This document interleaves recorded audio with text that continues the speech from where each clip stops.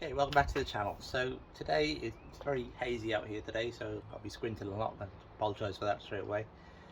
Today we're going to be looking at changing, well, not so much changing, but adding swivels to the front seats. Both seats are going to be swiveling. Straightforward enough on the passenger side, it's just add the swivel.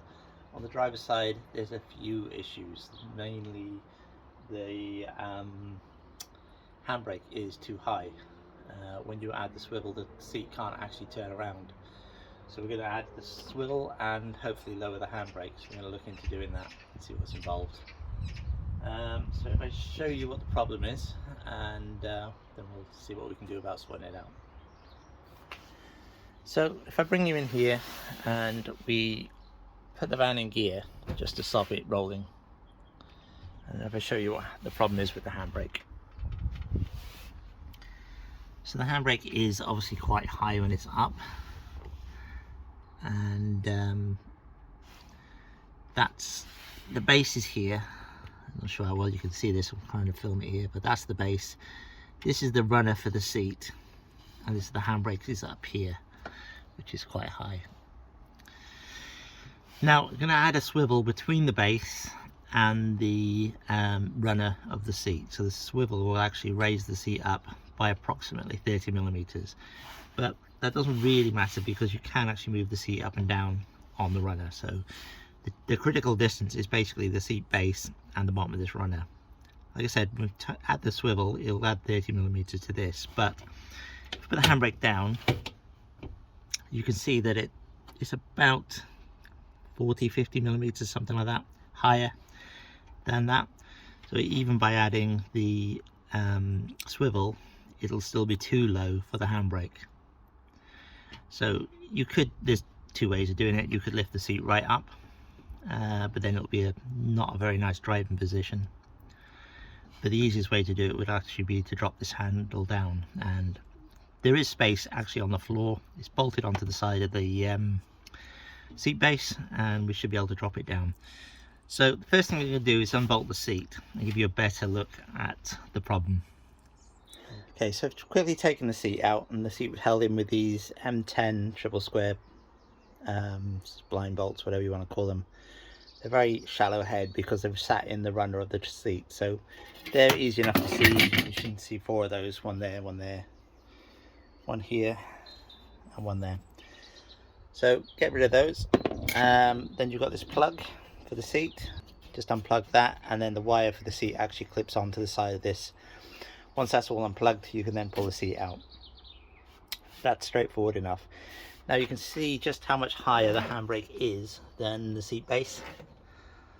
And I'll put the swivel in now, and we'll measure how much we need to drop it by. Okay, so the swivel that we've gone for are these FASP or Jennings swivels, I think they're called. And this is what comes in the box. I've literally just opened the box and placed that on there and show you where it should be. So the handle needs to be on the inside facing upwards, and the driver's seat, the hole is offset, so it's towards the rear. So the hole needs to be offset towards the rear, handle towards the inside facing upwards. And the fitting that came with it are basically four bolts. I think they're M8 bolts, 4 nuts, 8 washers, and then 12 spacers. So you can use the spacers to move things around as you see fit, basically. So if I bring you along level with the swivel, you can see how much further up the handbrake sits than the actual swivel. So this top plate will swivel around, the bottom one will stay on fixed to the base, and this one's fixed to the chair. So as it swivels, it's going to just hit into that handbrake. So what we need to do is actually drop this handbrake down. So if I take this swivel back off for a second.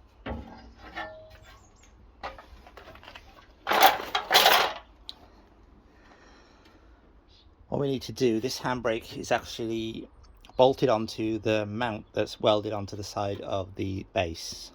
So if I take all this out, and then we'll have a good look and see what we can do to lower it. Okay, so we need to get this handbrake cover off to reveal the handbrake cable. The way to do that is there is a plastic tab underneath here.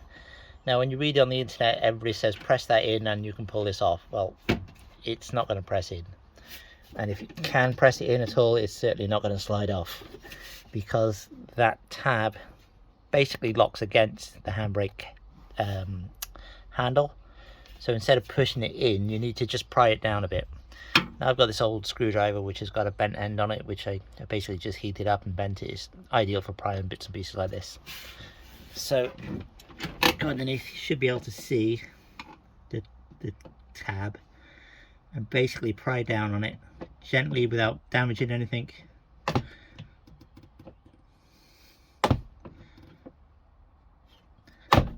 And the handbrake has to be off to do this, because otherwise it won't clear the back of it. So once that tab is down, should then be able to just pull it off. Still not easy, but it will come off. Okay. So that's the tab. And like I say, the way it's designed, it locks against this indent here on the handbrake cable. So by pushing it in, you're actually locking it against that. So what you need to do is actually pull this down.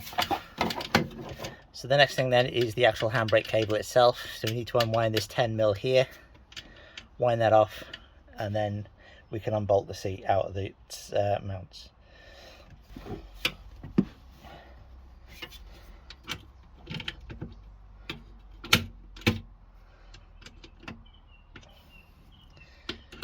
So just unwind that.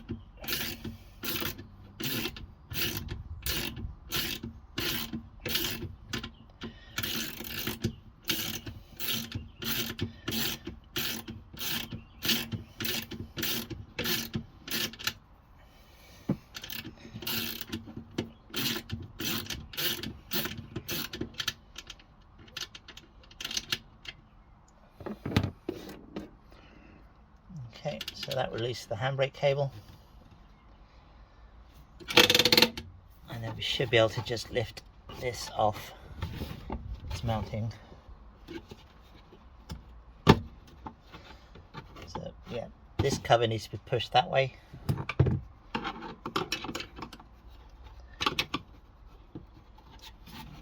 It's got a couple of mounts. Got two mounts on these. It's got two mounts on there basically, and then there that just clip in. So just pull that up out the way, and then your handbrake is free from the van.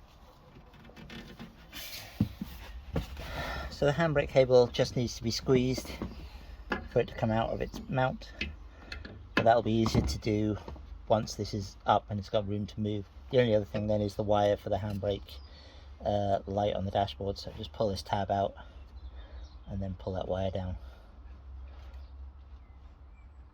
He says.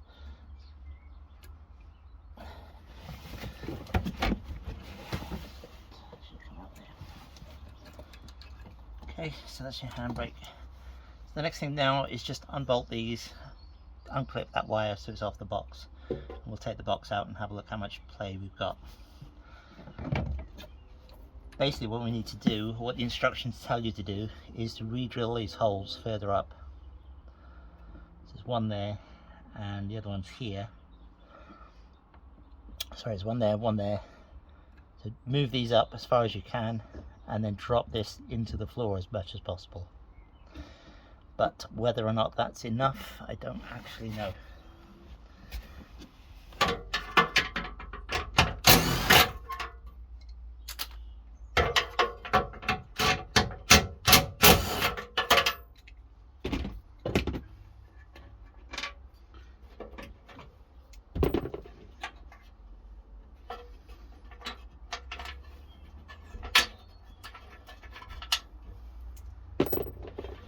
So you need to unplug this electrical socket from its mount.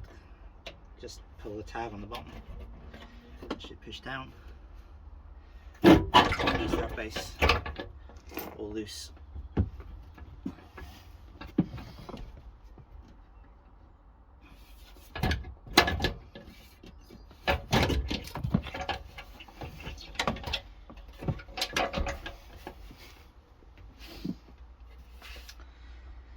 Right, So the instructions say to re-drill these holes as far up as you can, and obviously the lowest it can go is level with the bottom of the floor, so we're going to measure roughly how much distance we've got.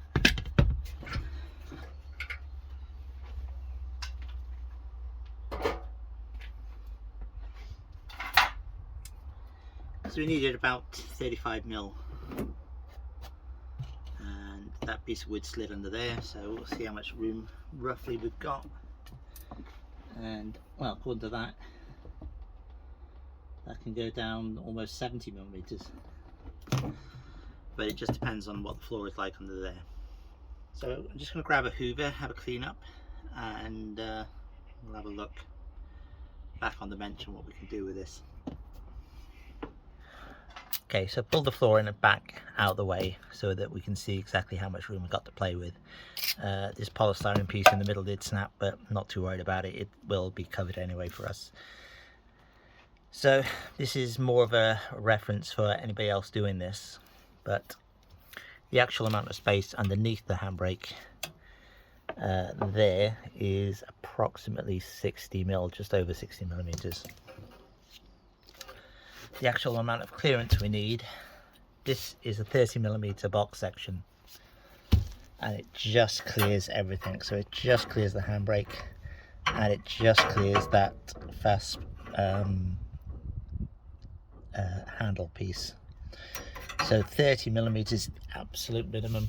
Ideally you want 35 mil to give it enough clearance.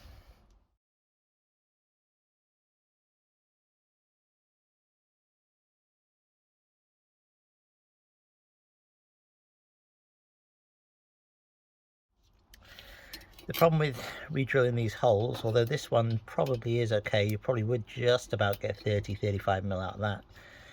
This one you're going to be hitting this switch, so that is a bit of an issue, which is probably why they supplied the spacers. Once you've re-drilled this up as far as you can go, you then add the spacers to move everything up slightly. For my route, we're going to go slightly different. Now, I put the cover back on this one just to show us where we are, but what I've actually bought is the handbrake from the Grand California, which is slightly different. The reason being that when you pull this handbrake up to put your handbrake on, you still won't be able to swivel your seat, which means you have to release the handbrake in order to swivel the seat, even once you've dropped it down. So the difference with the Grand California handbrake is that it collapses basically. Once you pull it up, it then drops back down on its own, and then to release it you pull it back up, press the button and put it back down. I'll show you that in a second. Okay, so that's the Grand California handbrake fitted, just for reference, and it does fit the same. This does fit, although it's very tight to get on. Still got the same sort of clearance. It's only just clearing. So the main difference with this one is when you pull the handbrake up, you'll hear the clicking as normal, which means the handbrake is on, but when you let it go, it goes back down. So if you pull it back up, it's now not clicking because the handbrake's already on. To release the handbrake, press the button and put it back down.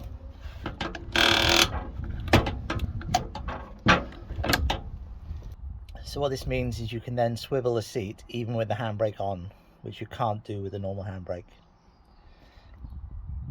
The disadvantage of this is there's nowhere near as much meat here as there is on the standard handbrake. So you would gain some here, possibly 10 mil, something like that, but you're not going to get your 30 mil you need to get onto it. So the only way to get this to work will be to lower these bolts down. So that's either cut this mount off or cut this side of the mount off and weld a new plate on it. Okay, so this was attempt number 1. So this is a folded piece, 2mm steel. Drilled the holes where the handbrake originally mounted. I put these nuts on just to level everything up at the moment, just to try everything. And then 2 holes, 35mm further down. with bolts coming through for the handbrake to mount onto. So in theory that's just where we need to be. It's low enough, everything great, but in practice it doesn't work. So if I put the handbrake where it should be, which is on the cable and on the mounts, if I go behind here, you can see that this piece of metal here on the side of the handbrake, this piece, is fouling against there. And obviously when I take these nuts out and weld that on, it's going to be even worse. So no good for the standard handbrake. And with the California handbrake, things are even worse, because when I put that on there, the California handbrake has this big spring on the back of it, which isn't on the standard handbrake. This big spring needs this space here for clearance. So I have to pull it all off and start again. Also, when I put this on here, just about onto the bolts, there's not quite enough clearance. It does clear, but when I pull this handle, when that's bolted up against here, that actually touches. Plan B will have to be actually removing this and moving it down, get rid of this piece.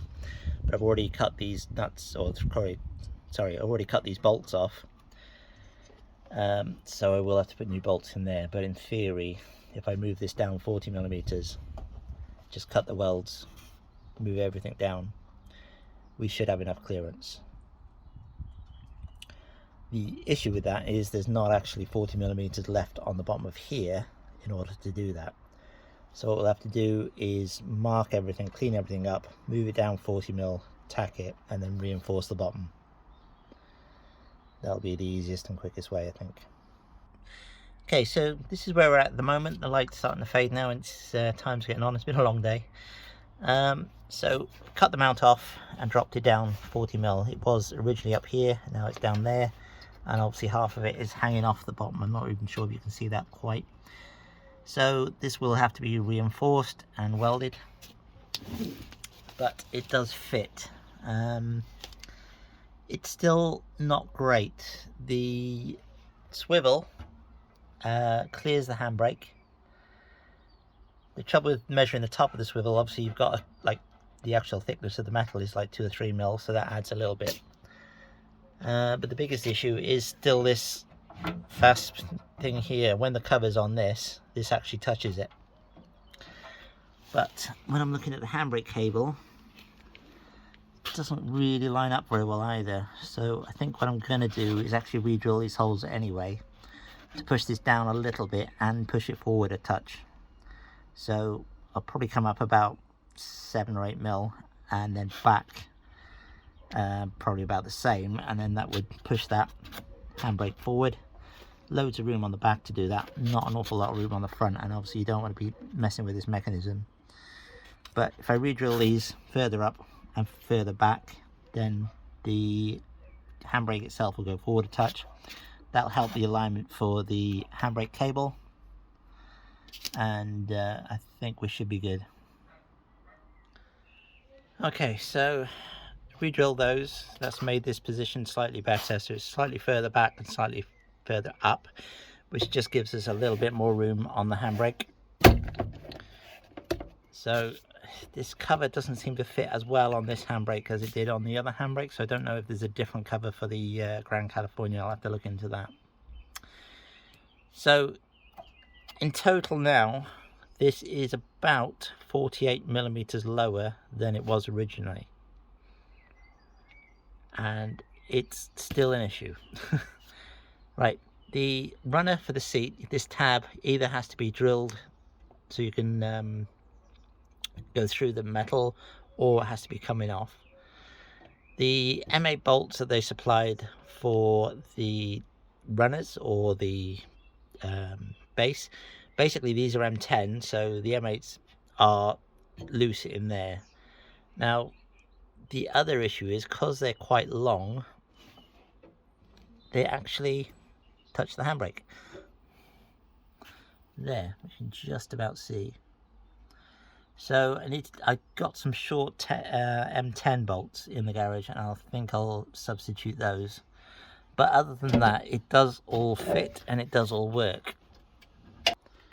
So the handbrake works, goes down, it back up, press the button, and it releases. So that's all good. So the only thing left to do now is to take it all apart again, clean everything up, paint it so it doesn't rust, and put everything back in together. So this trim floor will have, this floor will have to be trimmed for the cover that goes over there. So I'll bring you back once that's all done. Okay, so that's the seat box painted. Give it a quick rub down and a coat of paint. I don't think these are painted. These look like they're raw steel, so may paint them at some point if they start rusting. But that's everything back together. Handbrake in, brackets all painted, reinforced. Handbrake is adjusted.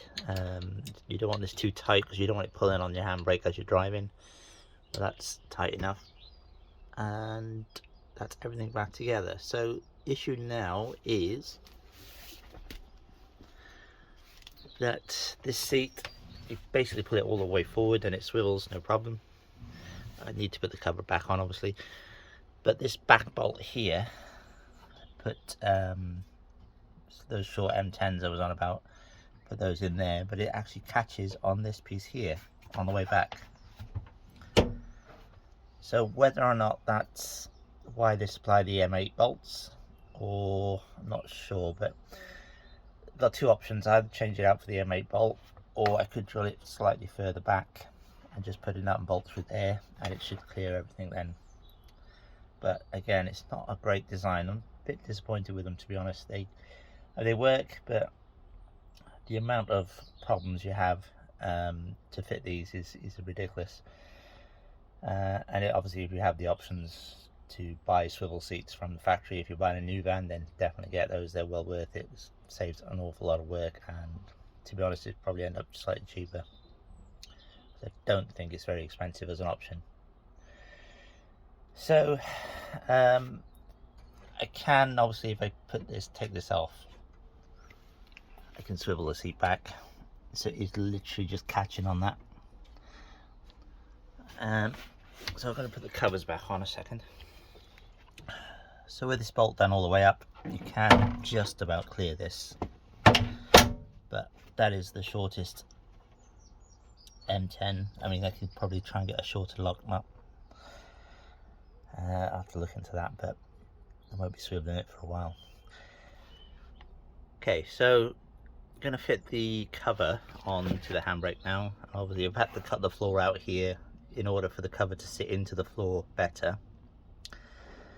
Also, because it's a Grand California handbrake, there's like a small protrusion right at the front which doesn't clear the front cover, so I've had to take this piece out here in order for that to sit down properly. But once that's done, I should then just be able to slide it on.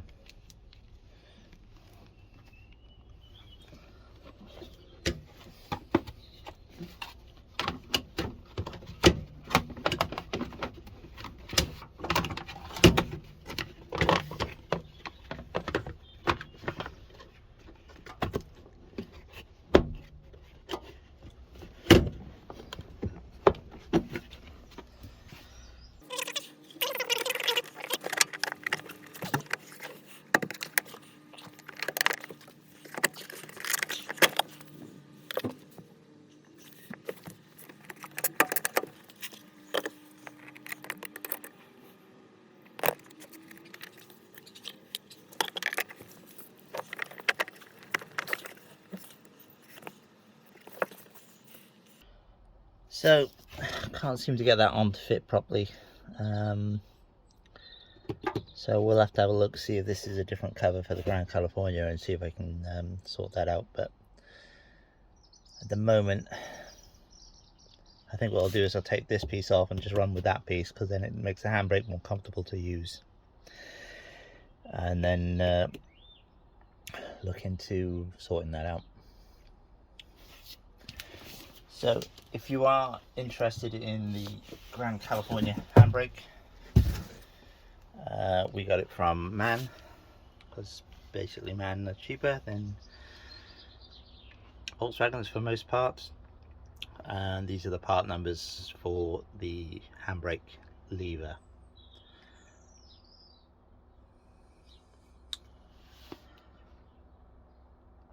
So if you are enjoying these videos, please do like and subscribe. It really does help the channel out, and I think that's going to be about it for this one, and I'll catch you again soon on the next one.